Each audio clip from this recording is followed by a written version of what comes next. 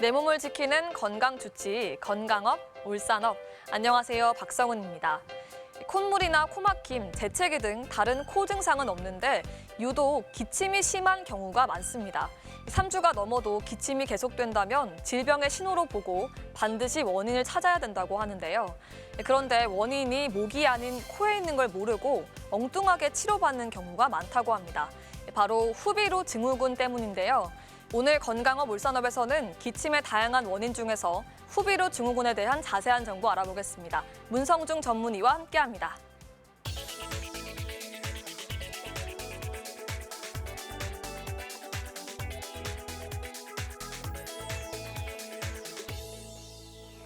네, 선생님, 기침의 대표적인 원인으로 후비루 증후군을 얘기하는데요.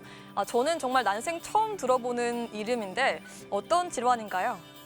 후비루 증후군은 이제 코나 그 부비동의 점막에서 나오는 분비물들이 인두를 거쳐서 후두에 이르기까지 물리적 화학적으로 주변 점막을 자극해서 발생하는 질환을 말합니다.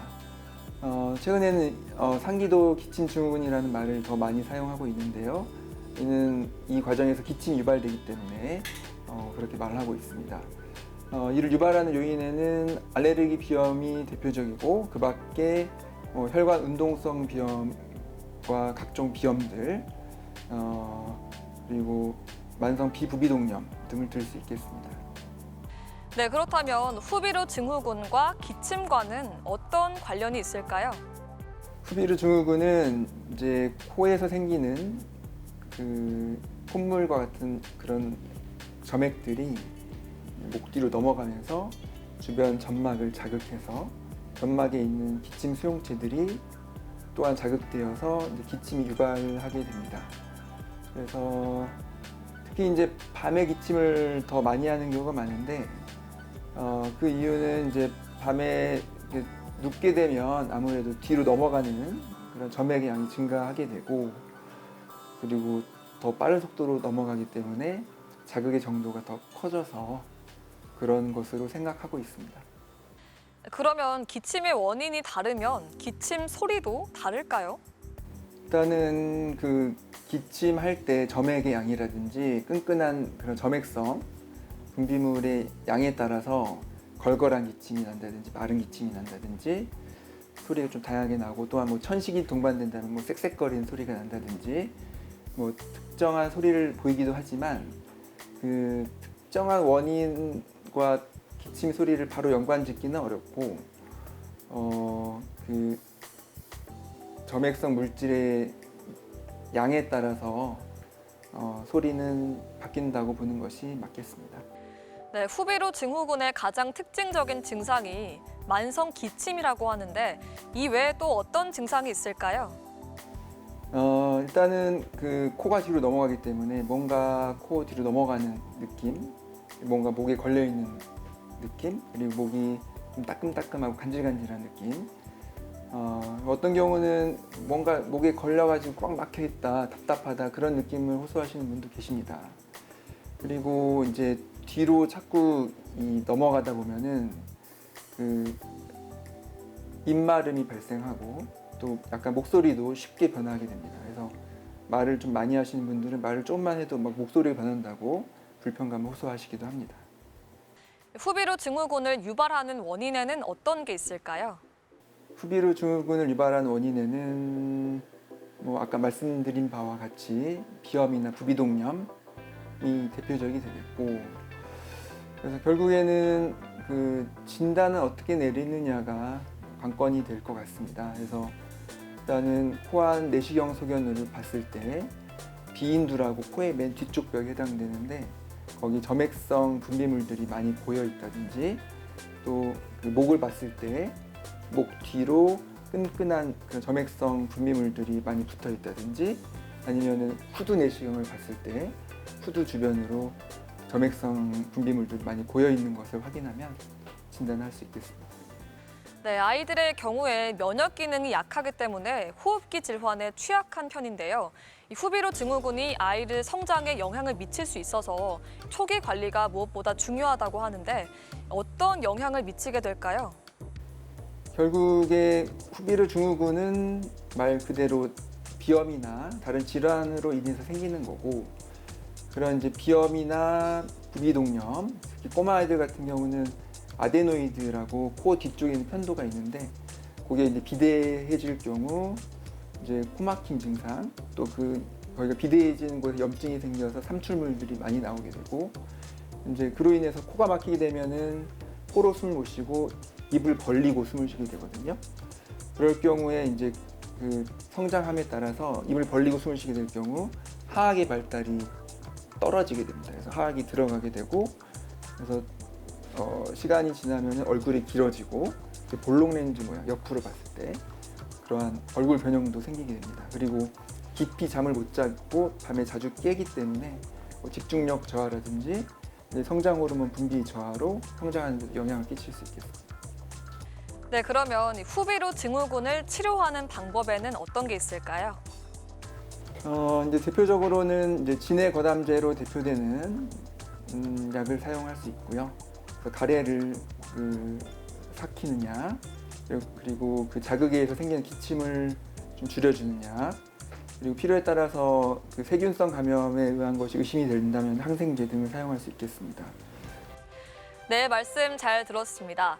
계절과 관계없이 감기에 자주 걸린다면 초기 증상이 나타날 때 방치하지 마시고요. 또 급격한 온도 변화에 노출되는 것을 피하시는 게 좋겠습니다. 또한 평소에 철저한 개인 위생 관리는 물론이고 과식이나 과음 등 식습관 개선도 후비루 증후군 개선에 도움이 된다고 합니다. 건강을 위한 발걸음 요가 함께 하시면서 저는 여기서 인사드리겠습니다. 고맙습니다.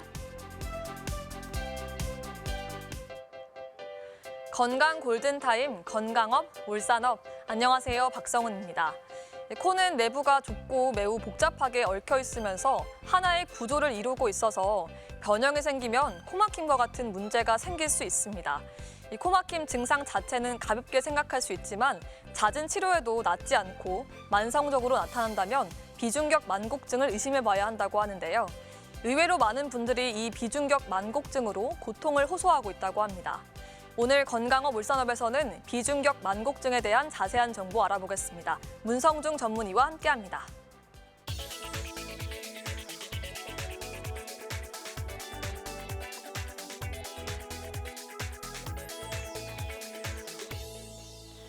네, 코막힘의 여러 가지 원인이 있을 수 있겠지만 흔한 원인 중에 하나가 비중격 만곡증이라고 합니다. 그러니까 코의 기둥 역할을 하는 중앙에 있는 부위, 비중격이 한쪽으로 휘어졌을 때 생길 수 있는 질환이라고 하셨는데요. 그러면 비중격은 왜 휘어지는 걸까요? 비중격이 왜 휘어지냐에 대해서는 정확한 건 밝혀져 있지는 않고 학설로만 있습니다. 그래서 일단은 그 태아기 때 엄마의 그 뱃속에서 그 코가 눌려서 생긴다. 또는 태어날 때 이제 자연분만시 좁은 산도를 빠져나올 때 코가 눌려서 생긴다. 또 성장기에 얼굴 뼈의 성장 속도랑 연골 성장 속도의 차이로 생긴다. 등이 있겠고, 후천적으로 이제 코를 다치게 되면 또 만곡이 발생할 수 있겠습니다. 네, 비중격이 한쪽으로 휘어져 있기 때문에 한쪽 코가 유독 막히는 것 같은 증상이 있을 것 같은데요. 일반적인 코막힘과는 좀 구분할 수 있는 방법이 있을까요?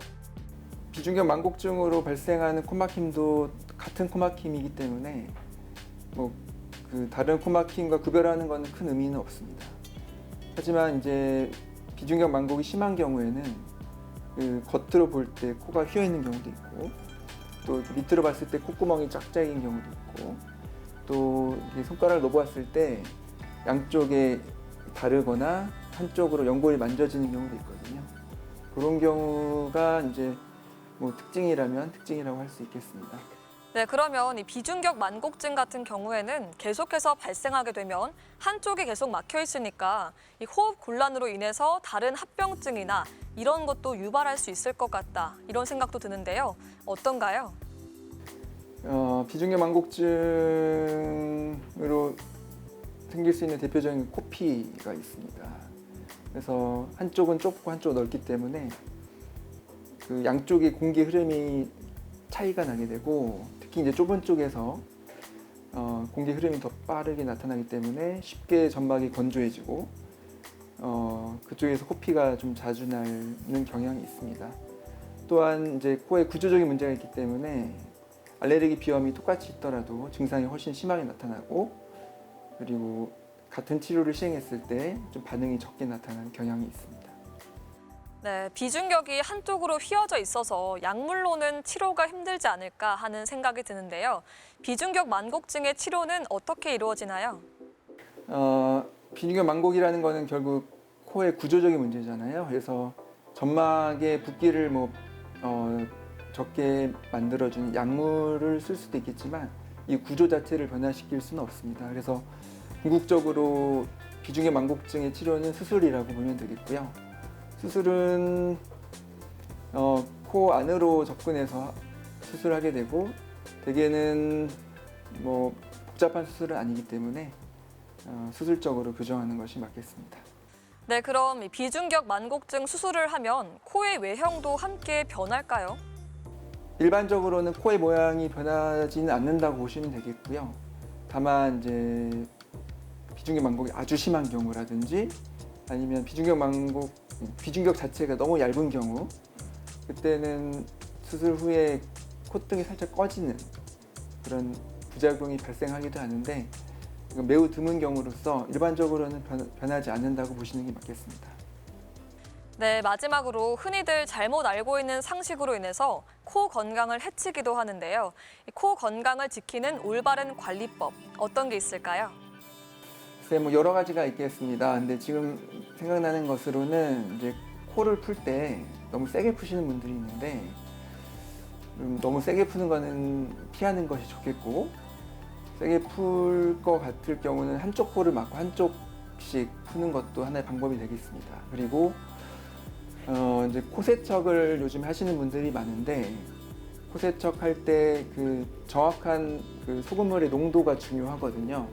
그래서 그냥 집에서 임의대로 만들면은 농도가 맞지 않는 경우가 많기 때문에 그 약국에서 판매하는 농도가 정해져 있는 생리식염수를 이용하든지 제품화되어 있는 걸 사용해서 세척하는 것이 바람직하겠습니다. 네, 말씀 잘 들었습니다. 성장기 아이의 경우에 코막힘을 제때 치료받지 않으면 성장에 부정적인 영향을 미칠 수 있다고 하는데요. 이유 없이 한쪽 코가 자꾸 막히거나 코골이, 수면 무호흡증 등 수면 장애 증상, 또 코 뒤로 분비물이 넘어가는 느낌이 자주 들고 가래가 생긴다면 비중격 만곡증을 의심하고 전문의의 진단을 받아야 한다고 합니다. 내 몸을 지키는 힘, 건강업, 울산업, 오늘 여기까지입니다. 오늘도 요가 동작 함께 배워보시면서 건강한 하루 보내시기 바랍니다. 고맙습니다. 내 몸을 지키는 건강법, 건강업, 울산업. 안녕하세요, 박성은입니다. 우리 몸은 건강에 이상이 생겼을 때 다양한 방식으로 신호를 보내오는데요. 평소보다 무리하게 일을 했거나 심한 스트레스를 받으면 입병이 생겨서 고생하는 분들이 많습니다. 이가 아프면 치과에 가는 게 맞지만 입 안이 아프면 어디로 가야 할지 궁금해하시는 분들 있으시죠? 입 안에도 다양한 질환이 발생할 수 있는 만큼 오늘 주의 깊게 보시면 좋을 것 같습니다. 건강업 울산업 구강 내 질환에 대한 자세한 정보 알아보겠습니다. 문성중 전문의와 함께합니다.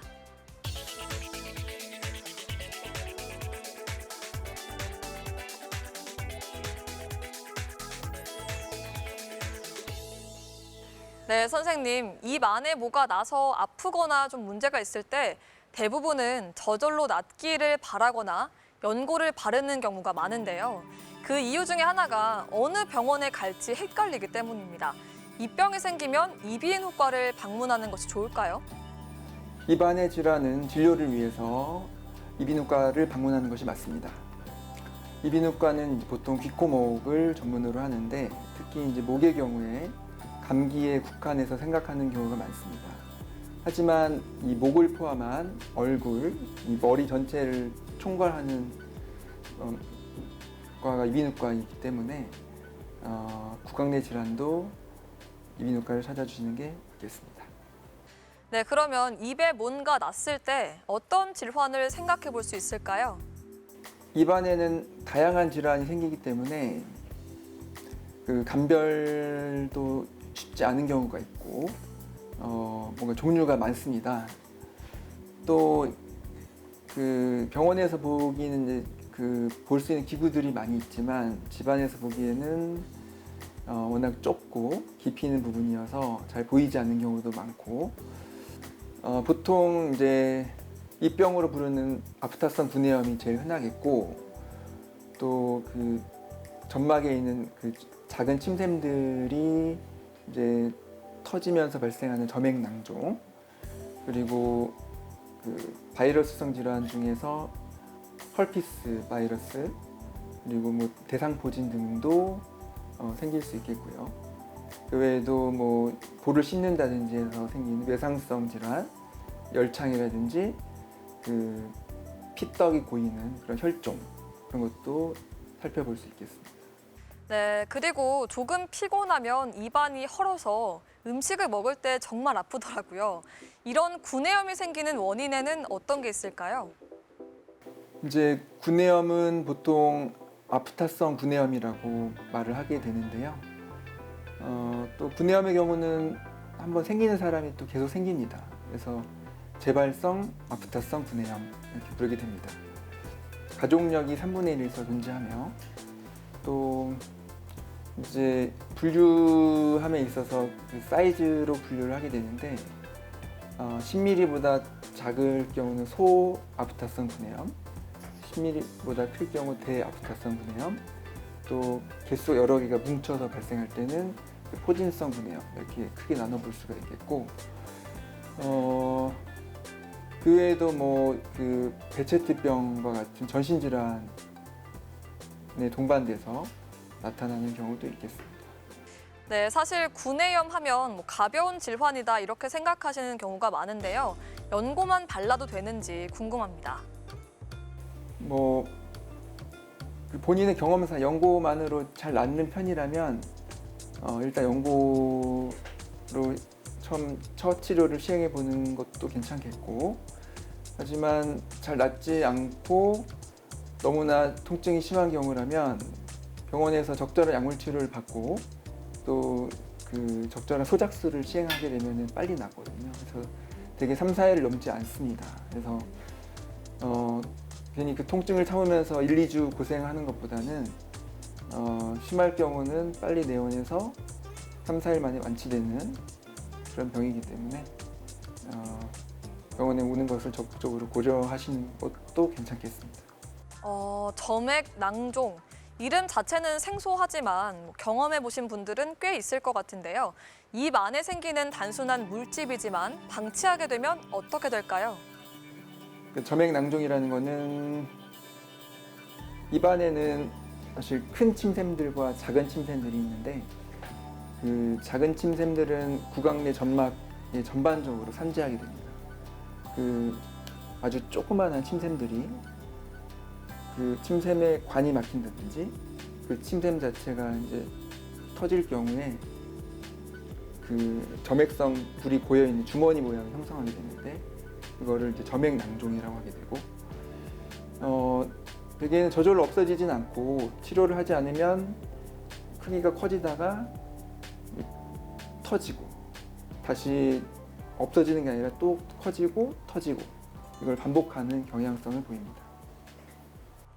네, 재발이 잦은 만큼 확실한 치료가 중요할 것 같은데요. 점액 낭종을 치료하는 방법에는 어떤 게 있을까요? 그러니까 점액 낭종은 그 저절로 낫는 거는 거의 없다고 말씀드렸고요. 그래서 그 수술적으로 병변은 전체를 드러내는 완전 절제 방법이 근본적인 치료법이라고 말씀드릴 수 있겠습니다.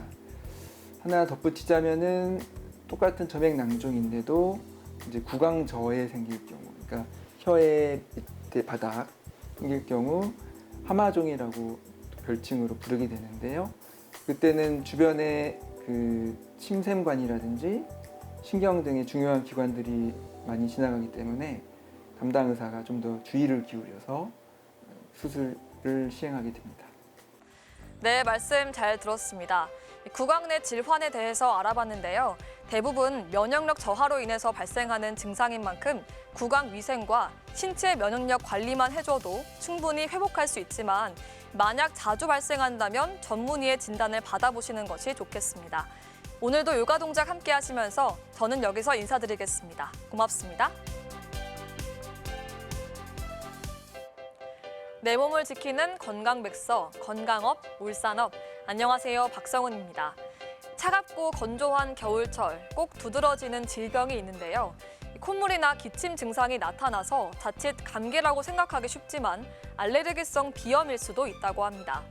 겨울철에는 우리 몸이 쉽게 피로해지고 저항 능력이 떨어져서 알레르기 질환의 증상이 악화되기 쉽다고 하는데요. 건강업 울산업 오늘 이 시간에는 알레르기 비염에 대한 자세한 정보 알아보겠습니다. 문성중 전문의와 함께합니다.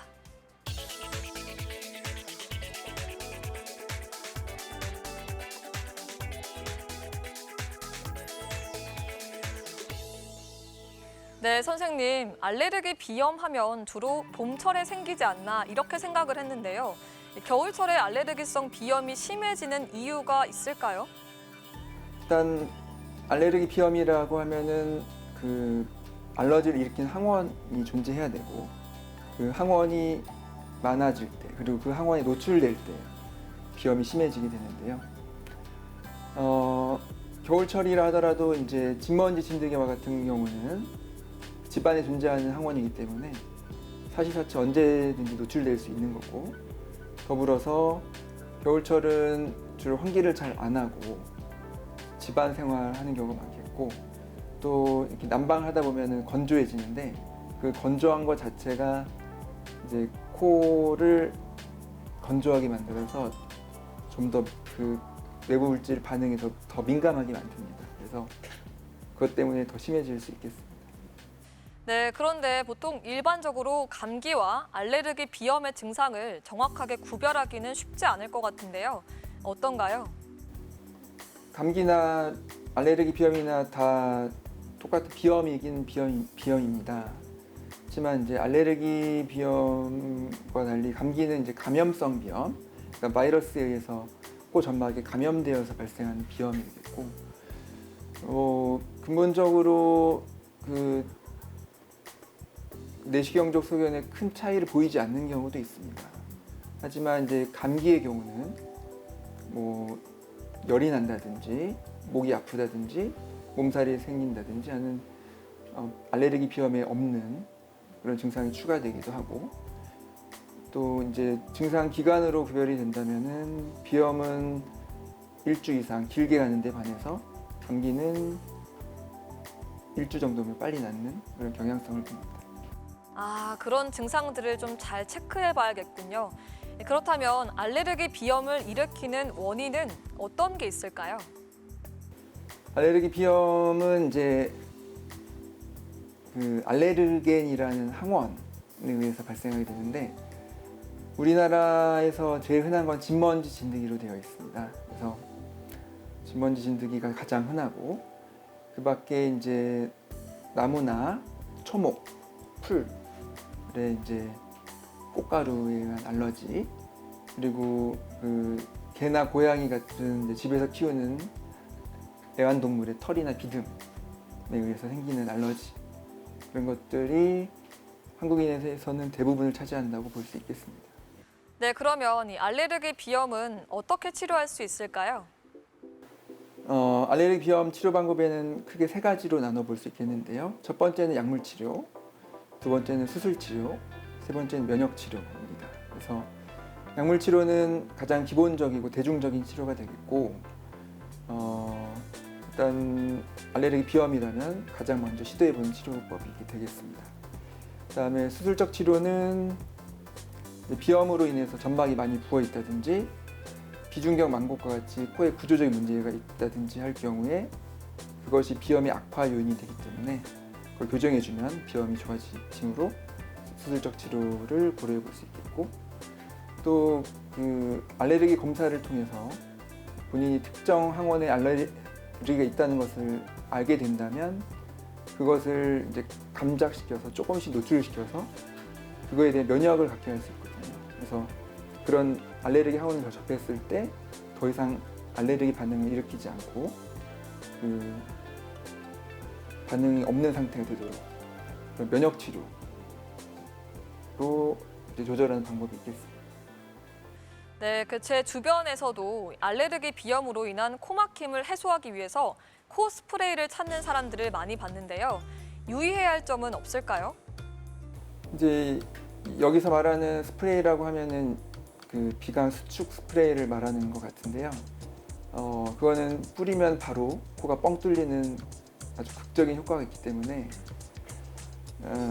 상당히 좋은 약이기도 합니다. 하지만 그러한 좀 드라마틱한 효과가 있기 때문에 근본적인 치료를 안 하고 그것만 사용하게 되는 경우가 있고, 그래서 의존성이 생기게 되기 쉽습니다.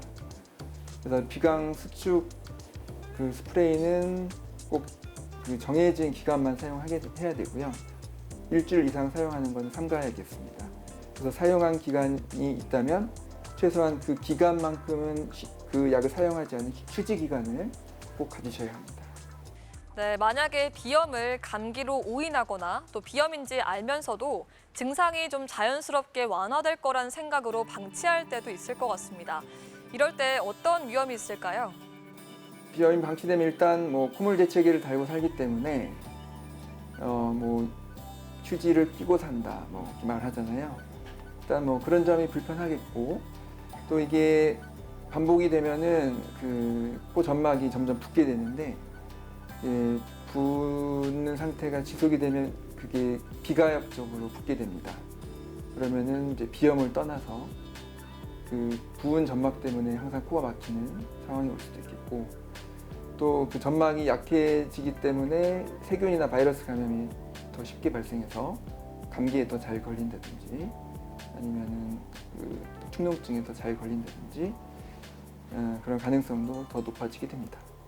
네, 알레르기 비염이 있는 분들은 무엇보다도 어떻게 관리를 하면 좋을지 그게 가장 궁금하실 것 같습니다. 알레르기 비염, 평소에 관리를 어떻게 하면 좋을까요? 일단은 가장 기본적인 건 회피요법입니다. 자기가 어떤 알러지에 그 반응이 있는지 안다면은 그걸 최대한 피할 수 있으면 피하는 게 방법인데, 근데 진먼지 진드기 같은 경우는 우리가 회피할 수가 없거든요. 그럴 때는 그 적절한 약물로, 특히 이제 비강내 스프레이가 가장 좋은 약물이 되겠는데, 그 스프레이로 조절하는 방법이 있겠습니다. 또한 집에서 이제 생리식염수를 이용한 코세척이라든지, 또한 증상이 너무 심하다 싶으면은 이제 비염 수술로 증상을 조절하면 훨씬 삶의 질도 좋아지고 편하게 사실 수 있습니다. 네, 말씀 잘 들었습니다. 코로나19 예방을 위해서 마스크 착용이 일상화됐는데요.